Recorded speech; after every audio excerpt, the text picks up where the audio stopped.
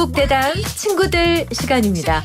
강대강 대치가 아닌 재치 있는 입담과 썰이 존재하는 그러면서도 현안은 날카롭게 들여다보죠.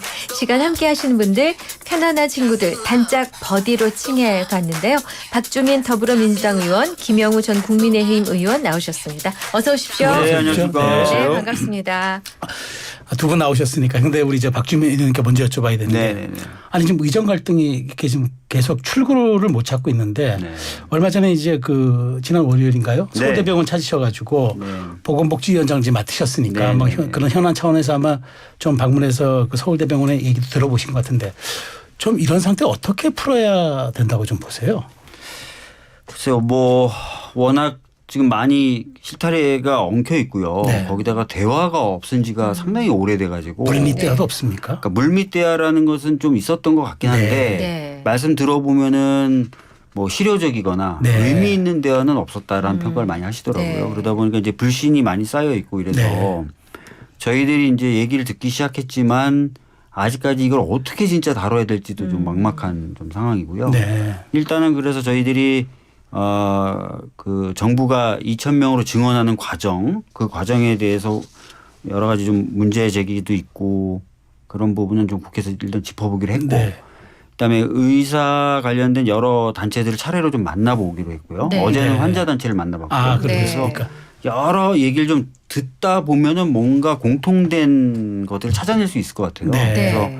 빠른 시간 내에 좀 많이 만나 뵙고 물꼬를 좀 터보려고 하고 있습니다. 그렇게라도 좀 모색의 방법을 찾아봤으면 좋겠습니다. 사실상 뭐 환자분들도 그렇고요. 네. 의사들도 그렇고 정부에 대한 신뢰가 거의 없더라고요. 그래서 국회라도 네. 좀 나서달라는 요구를 좀 많이 하시더라고요. 국회에 대한 신뢰는 있던가요?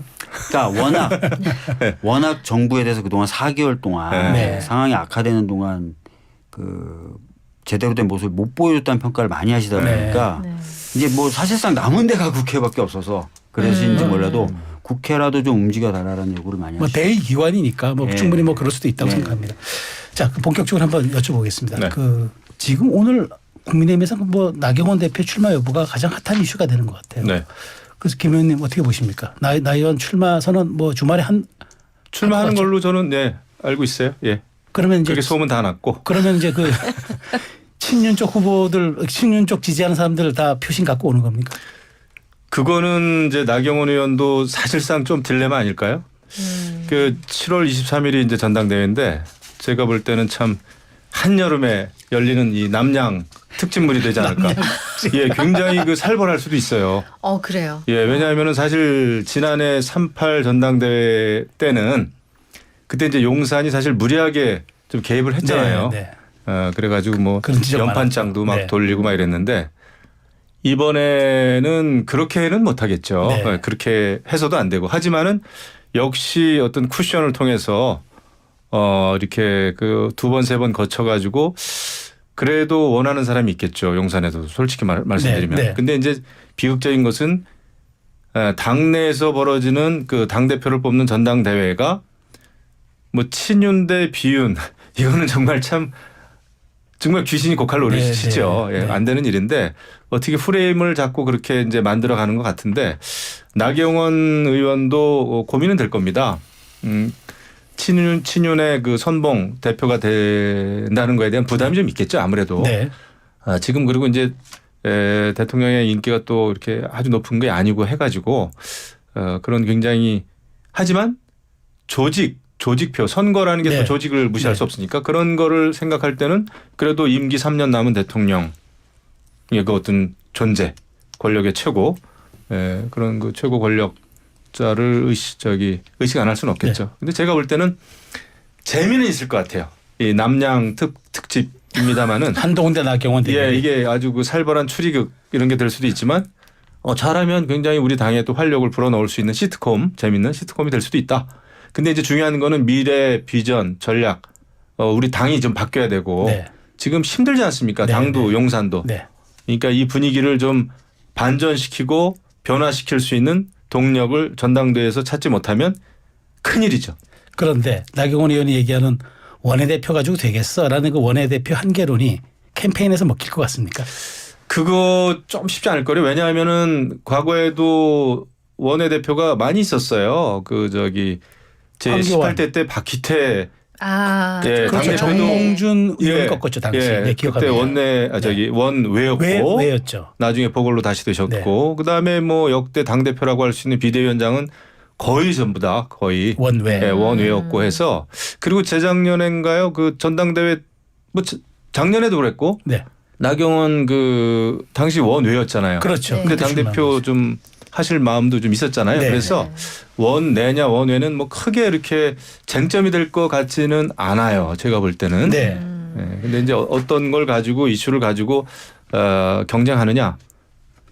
아무튼 그 볼만할 것 같습니다. 박 의원님 보시기에는 네. 한동훈 대 나경원 정면으로 두 분이 뭐 다른 분들도 있었겠지만 현재까지 가장 유력한 상수 두 분이니까 누가 더 유리하다고 생각하십니까? 글쎄요. 근데 사실 제3자 관찰자적 시점을 해서. 이게 상당히 지금 재밌는 게 네. 잠깐 언급도 하신 것 같기도 한데 나경원 의원은 얼마 전까지만 해도 진짜 연판장을 초선 의원님들이 돌리면서 못 나오게 했던 그런 사람인데 갑자기 또 네. 친윤 쪽으로 나오는 것 같기도 하고 한동훈 비대위원장은 원래 윤석열 대통령하고 엄청 친하다 그랬는데 또 아닌 것 같다고 하기도 하고 그래서 시트콤. 네. 그래도 대한뉴스 같은 민주당보다는 낫습니다. 뻔한 저보다는. 아니 지금 뭐 저희 당 근데 그래서 이게 좀 파악하기가 외부인으로서는 네. 이 기류를 파악하기가 굉장히 어려워서 네. 어느 분이 유리하다. 음. 뭐 조직적으로 어떻게 움직일 것 같다. 이걸 좀 말하기가 참 어렵네요. 그러니까 인생사 부침이 심하다고 얘기하는데 정치권 부침이 더 심한 것 같아요. 우리 뭐 안에 있어도 모르는데 한나땡 그러는 거 아니에요 이번에는? 예전에 대선 때는 윤나땡이었잖아요. 그랬다가 졌죠 민주당이. 그 대선 때요? 네. 아니 근데 당대표 같은 경우에 지금 나경원 후보, 한동훈 후보 만약에 둘만 네. 놓고 본다면 네. 저희들로서는 둘이 좀 비슷하시긴 하지만 그래도 나경원 후보가 좀 더 까다롭긴 까다로울 것 같아요. 왜냐하면 어떤 상대하기가 점에서요? 예. 왜냐하면 이미 이제 원내 생활을 오래 하셨었고 네. 네. 그 다음에 뭐 원내대표나 이렇게 경험이 다 있으시잖아요. 네. 그러니까 사실 지난번에도 보면은 한동훈 비대위원장이 신선한 맛으로 처음에 좀 분위기를 끌고 가다가 네. 좀 정치적 미숙함이라든지 이런 것들이 계속 드러나면서 동료가 상실해가는 모습을 볼 수 있었잖아요. 네. 근데 나경원 대표는 그거보다는 훨씬 더 좀 능숙하지 않을까 뭐 이런 생각은 좀 드네요. 예. 박지원 의원이 그래서 그런지 한동훈 위원장이 당대표 되면 민주당으로서는 정말 고마운 일이라고 했는데 비슷한 의견이신가요 그럼? 그러니까 지난번까지 이제 했던 모습을 좀 보면은 네. 상대적으로 이제 나경원 의원님이 여러 가지 경험을 해보셨으니까 네. 뭐 그런 부분에 있어서는 좀 장점이 있지 않을까 이런 생각이 좀 드네요. 그럼 민주당이 나경원 의원을 미네요. 아이고 진짜. 아니 굉장히 중요한 이거 영향을 줄 것 오늘 같은데. 중요한 이제 기사 하나 나왔습니다. 네, 중요한 그 판도에 영향을 줄 것 같은데. 네. 계산이 복잡해져 이렇게. 김 의원님 보시기에는 아니 저렇게 그냥 심각한 표정으로 농담을 하죠. 아니 박주민 의원님이 그냥 진짜 뭐 초선 의원님도 아니고 삼선 네, 보건복지위원장이 네, 핵심이시잖아요. 당 사실상 네. 당 대표감이신데 네. 이런 얘기를 하면 이제 우리 국민의힘에서도 어느 분이 우리 당 대표가 되면은 야당하고의 이게 어떻게 될까 이런 고민을 좀 하게 되겠죠. 네. 김 의원님 근데 당에서는 이번 선거가 이제 막 그러니까 친윤 대 비윤 그다음에 또 윤석열 대통령 주류 쪽에서는 친한 대 비한 이렇게 지금 구도를 몰아가고자 하는 것 같은데 네. 한동훈 위원장이 주말쯤 이제 출마 선언하지 않습니까? 네. 그럼 이 상황에서 한동훈 위원장 출마 메시지에 뭘 담아야 됩니까? 조언하신다면 조언하시. 저도 또 그쪽으로 또 끌고 가시려고요. 저 항상 그냥 전당대회 때마다 제가 그래도 많은 당원들은 그 변화와 바람과 그 다음에 이제 국민 눈높이에 맞는 민생과 뭐 미래 전략 또 청년 뭐 이런 거 아닐까요? 그 다음에 이제 뭐 여의도에 대한 실망감이 있다 보니까 뭐 과거에 한동훈 그 비대 전 위원장이 얘기했지만은 그 여의도 사투리가 아닌 네. 아마 온 국민의 그 눈높이에 맞추는 뭐 그런 쪽으로 가지 않을까 싶어요. 여의도 사투리 안 된다. 물론 이제 다른 용어를 쓰겠지만은 그때 그거 썼다가 조금 이렇게 또 반응도 있었습니다만은 뭔가 새로운 비전을 얘기해야 되겠죠. 더더군다나 만약에 이제 나경원 의원이라면은 정말 말씀 있었습니다만은 5선 의원이고 당에서 잔뼈가 굵었고 원내대표 뭐 다 했고 이랬기 때문에 그거와는 조금 비교되는 한동훈은 이렇게 다르다라는 거를 보여줘야 되겠죠. 그러면 예측을 하나 여쭤볼게요. 예. 그럼 이번 출마 선언문에 담긴 메시지에 이른바 현안들 최혜병 특검법 혹은 김건희 여사 특검법 이런 데 대한 입장 담길 걸로 생각하십니까? 저는 처음부터 정면으로 그거를 들고 나오진 않을 것 같아요. 네. 물론 이제 어떤 언론의 질의와 응답 그런 과정을 통해서 당연히 물을 것 같은데. 네, 당연히 네. 묻죠. 그래서 이제 그게 고민이 될 텐데 네. 그거를 정면 돌파해야 된다고 봅니다. 네. 나는 이래서 다르다라는 거를 보여줘야지.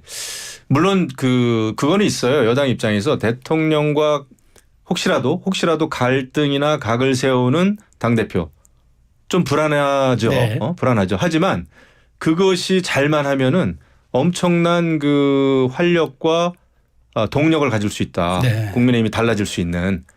저는 그리고 저는 냉정하게 생각하면 대통령의 지지율과 당의 지지율 동반 상승 동반 하락이 아닌 하나를 택해야 되는 막다른 골목에 막다른 그 곤경에 처할지도 모른다 이런 생각을 합니다. 시간이 갈수록. 네, 알겠습니다.